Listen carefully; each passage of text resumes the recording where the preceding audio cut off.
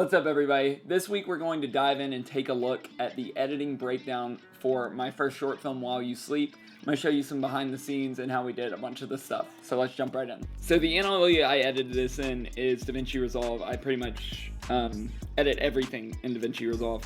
And if you don't, do it now. Anyway, so this is our main timeline. This is kind of what it looks like. I know it doesn't look like much, but there is a bunch of layers, and I'm going to kind of briefly go over things. This is not going to be a super in-depth look at every single shot. I just want to kind of do a general overview of how it came together and kind of some of the decisions I made and how I decided to make those decisions. So as you guys can see, right here, there's this like overlay, which is just one big clip. That is because I had a really good colorist, Ben Coffey, do a color pass on this. So that's the ProRes file that he sent me with the final color. This top-down shot literally got on a ladder and kind of did this wide. I believe we were on a 24 millimeter with the Nisi Athenas. And yeah, I mean, it's just an establishing shot. She's kind of scrolling on her phone. And then this next shot, it's actually funny if you look. This is the loaf TikTok that she's scrolling through. A little nod to the boys over there at Loaf. We did one short film each month this year, so kind of a little nod to that. But again, just a standard over the shoulder. I did decide to try to score this myself. Honestly, I thought I did okay. I don't think it's the best job ever done, but it was my first time, and I really had this vision for kind of this deep cello bass kind of going throughout the whole thing with some kind of horror plucks from the violin, which is kind of what you hear here. This really deep drowning bass note here that really goes throughout this whole conversation that she has with her friend on the phone. And then you get that violin that kind of has that sense of unease, but it's literally just two notes the whole time. And I found that sometimes less is more with audio. Of course, towards the end of the film, you're gonna hear a ton of audio. I layered a bunch of stuff. But starting off, it's very tame, very calm. So this phone conversation, again, is pretty simple the way we cut it. I mean, mostly it's on a wide. We switched to this super nice cinematic looking shot here. And then I really wanted the emphasis of when she says, "I'm so tired, I can barely hold my eyes open." I wanted that to be a close-up with her like looking out the window. Initially, I was just gonna leave the whole thing on a wide and just do like a slow dynamic zoom out, but I decided to go a different direction. The audio, literally, I just went to the Fairlife page and put on the telephone track. I literally put like a preset telephone EQ, and it sounded great. So I rocked with it. And then, yeah, this is like the main dialogue of the entire film. Actually, besides the doctor's office, this is the only dialogue. We did end up only booming her because with the outfit and everything, trying to get a lab was just like a little complicated, and we were also trying to move along pretty quickly, so we decided to just boom it, and it turned out. The lighting for this scene and all the bedroom scenes that we filmed straight in a row, so we filmed everything we needed for this location in the beginning of the day, so we were done and wrapped with it. Was basically, our main light was a book light shot through some diffusion. We actually stuck a light out the window to give some ambient fill, to kind of give that like morning vibe and the evening vibe as well. And then we had a pavo tube above her kind of working as that practical, which you can see actually what it's doing right up here against the wall. And then we just put some neg up on the other side just to kind of round out those shadows and make it look like it does right here. We really wanted it to be kind of moody, but also look pretty natural. So moving on, after this conversation piece, again, literally the audio is just that one note and some violins. We move on to this quick shot of her basically just turning off her alarm.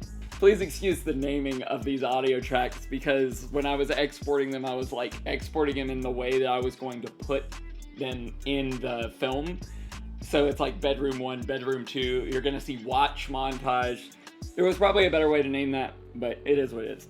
So this is kind of what the bedroom 2 audio sounded like. The second scene is kind of more of a really deep, dramatic, very dark sounding, and then a hit right here, kind of, I think I pitched down like a gong, like really low for this. I can't remember exactly. And I also added a kick drum to kind of show gravity of this text message from her boss, which kind of leads to this next scene, and I love doing this. The whole purpose of this film was to kind of build tension throughout the whole thing.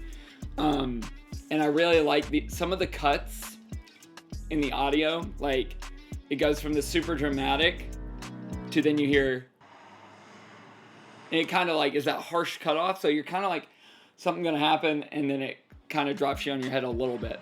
All that was shot on the first day, and then the doctor's office and the party scene were the only things we had to do a pickup day for, which turned out being a whole day, but I think it turned out really well.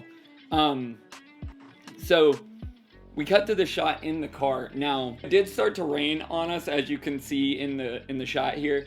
We actually ended up putting a umbrella on a C-stand to protect the camera. But it actually turned out pretty cool. We weren't planning for the rain, but it worked out pretty well. So really the lighting for this was pretty simple. It was a sky panel shot through some bleached muslin.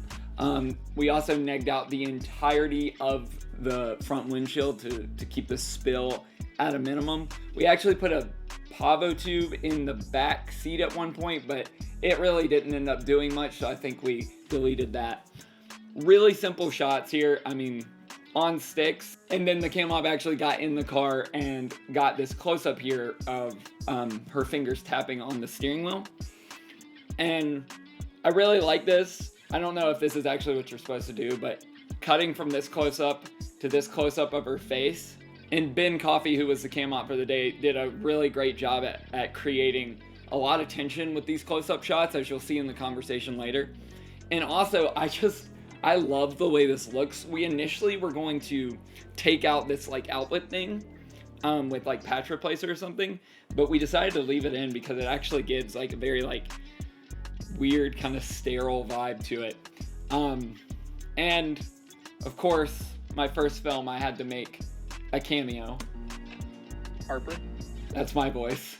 That's the only thing I'm in as far as this.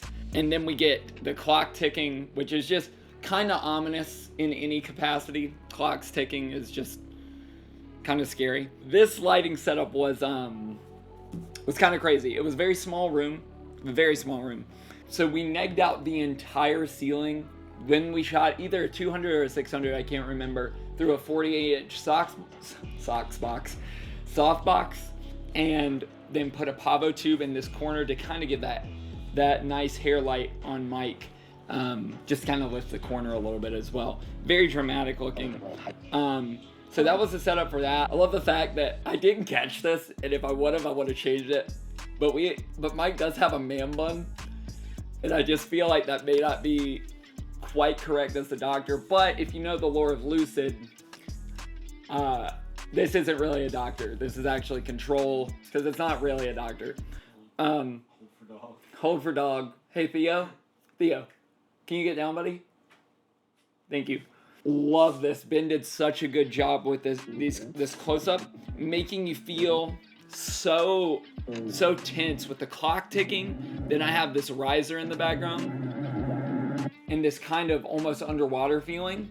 But again, like the whole thing, I was trying to lift you up, like what's gonna happen, and then we cut to something completely normal.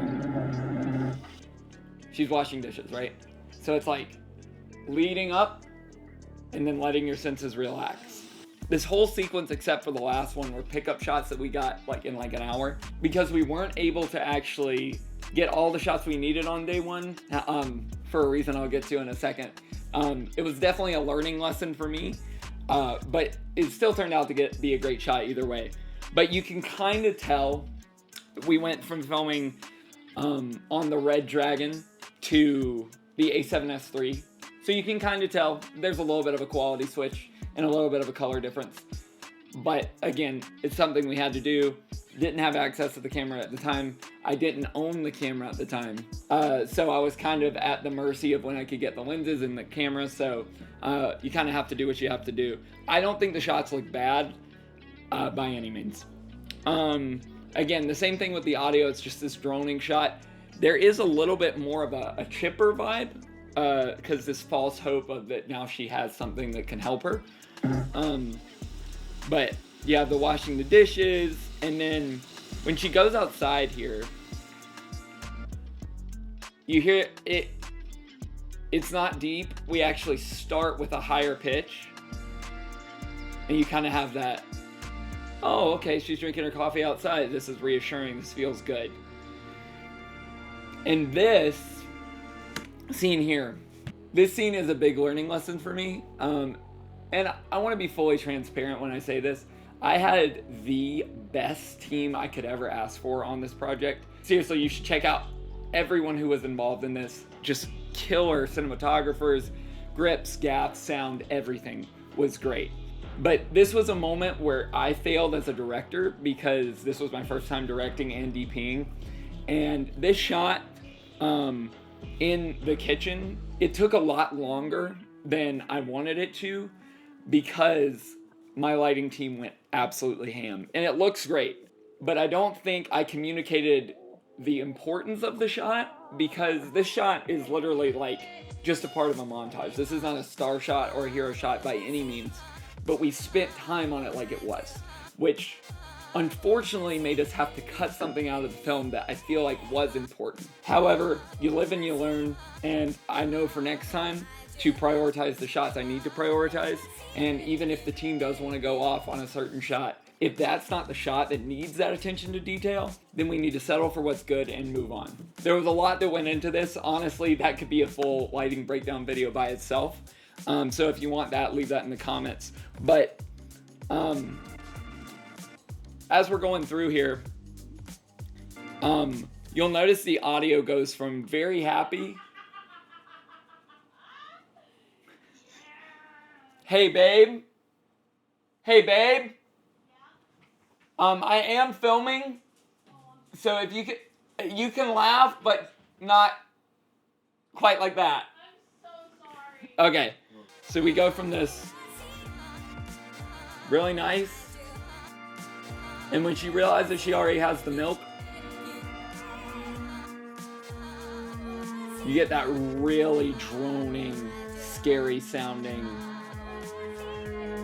And I literally took an upright bass and just went, I think on the D string, and held out a chord and just slid it all the way up the neck to get that sound. I don't know what key it's in. I don't know what notes those were.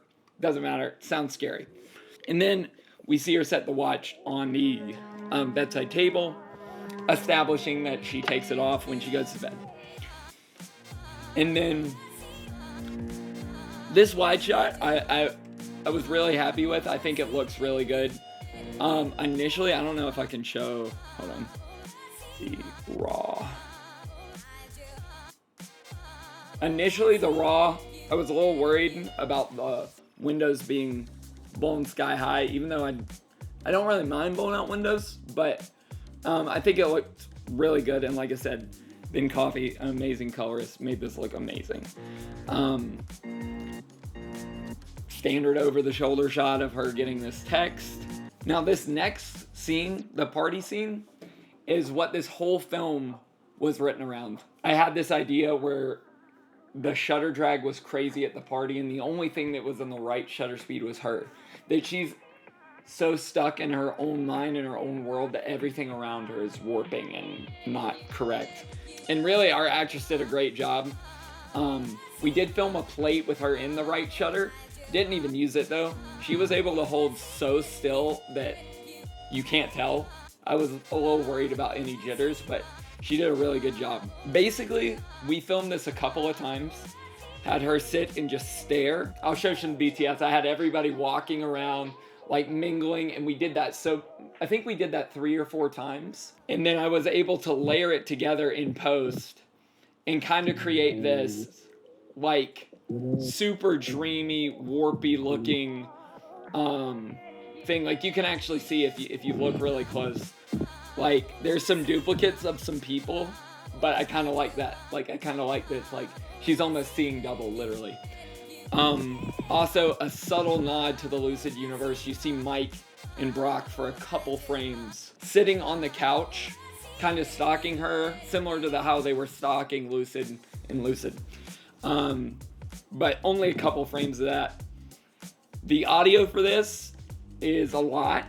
I don't think a lot of people notice this, but I actually layered the conversation that she had with the doctor, so I'm gonna solo that.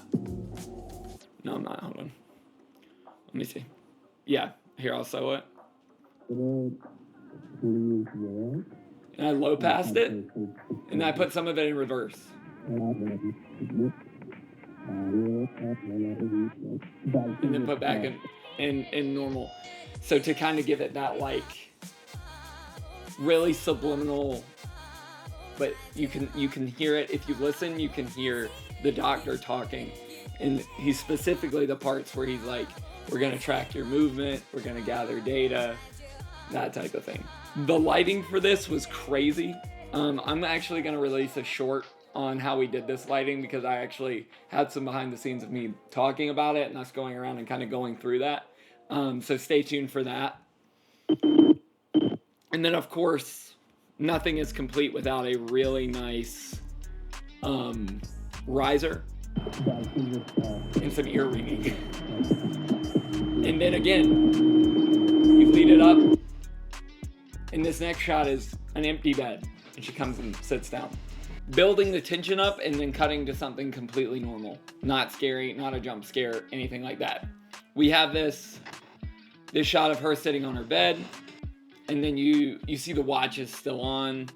Then you get the violins coming back in, kind of bringing that tension back. And then you get the scary droning again when she looks at the watch and says she's walked 14 miles. This is one thing I could have done a lot better in the film, if I'm being honest, is showing that this part of the film is not normal. I feel like I could have communicated more throughout that she was walking a lot less than this. In fact, I never showed how much she walked. So again, that's a writing thing and that's a directing thing that I learned, is I needed to communicate more that this was not a normal thing. However, you live and you learn, like I said. She looks at the watch, and then you hear the audio of the car rolling before you see it. I wanted it to almost be like, yeah, this is weird, but she wouldn't go. And then you start hearing the car rolling, and you're like, wait, really? And then we cut to this nice drone shot. And again, this was filmed on a pickup day in like an hour. This was also filmed on the A7S III, but to be honest, I think the car looks pretty good. We have her getting out of the car, and then the slight Dutch as she's walking into the woods. Now this final scene is my favorite. So the cam op for that day, Eli really did a great job with this. I love all the stuff in the foreground. I love the framing and the way we made it feel so kind of isolated, because she looks so small in the frame. And then this drone shot was actually kind of like an afterthought. I was like, oh, it may be cool to do like a top-down following her. And honestly, I think it's one of my favorite shots of the whole film. I wish we could have gone a little higher with it, but the environment around us didn't really allow us to go too much higher than I was. But either way. And again, the color on this, chef's kiss, man. Here was another dilemma we had. We either get the materials to build the staircase, which we were already rushed for time. We could have done that, and honestly, it would have looked better. But I decided to actually build the staircase in Unreal Engine, and then I fed it to Photoshop to have it kind of sync it into the background better, because I was having a real issue with dropping it in and making it look like it was a part of the environment, if that makes any sense. I think it really turned out well. I think it fits okay. If I could go back and do it again, I would have built the staircase though. We have this realization of the staircase. You hear a twig snap, and then this was also one of the ideas I had from the very beginning. This running sequence with a bunch of clips. Literally, I grabbed the camera. I think we were filming at either 8 or 4 frames a second, and I told our actress just run around in circles around me, and I literally was just doing this, and it gave the exact effect I wanted. That super panicked look of she doesn't know where she's going, she doesn't know where she's running, you don't know where she's going, and you don't know where she's running. And then I had the sound design, I had like whispers laid in, I had the doctor again, and then you actually, let me see. You actually see, if we go frame by frame here.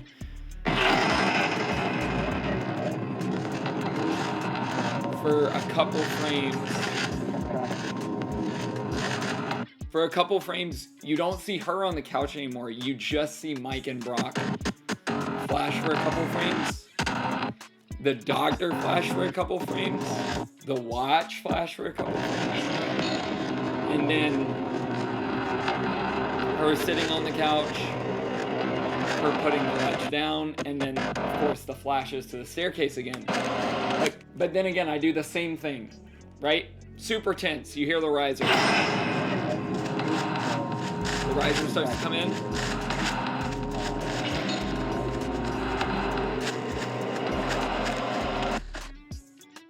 All the sound effects stop except for the footsteps. Like, maybe everything's okay. And then, now, I'm gonna be honest, I don't like the last shot of this film.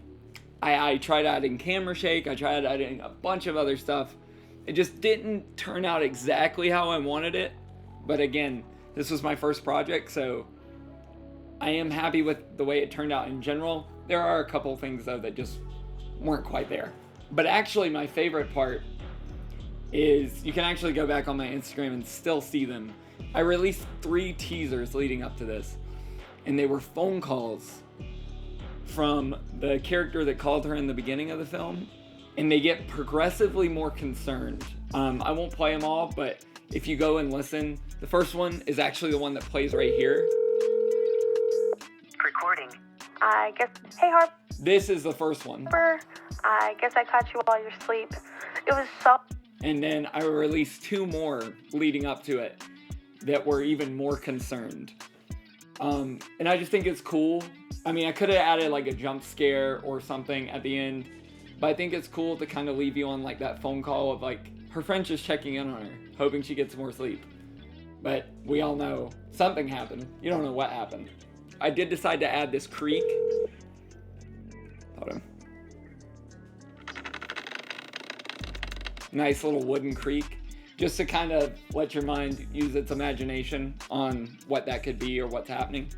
I will link everybody's Instagram, websites, whatever in the bio. Check out everyone who was involved in this project. Seriously, there was so much talent. It was unbelievable. So that is While You Sleep. That was my first short film that I ever wrote, directed, and DP'd. Let me know what you think. Give me your honest thoughts. Like I said in the first video, I'm not here for sugar-coated opinions. If you think it sucks, then let me know. If you liked it, tell me what you liked about it.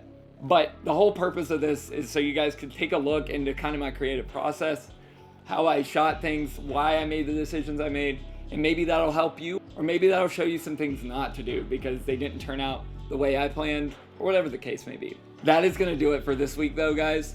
If you enjoyed, make sure to subscribe, like, and tell me what you're working on in the comments. And until next time, see you guys later.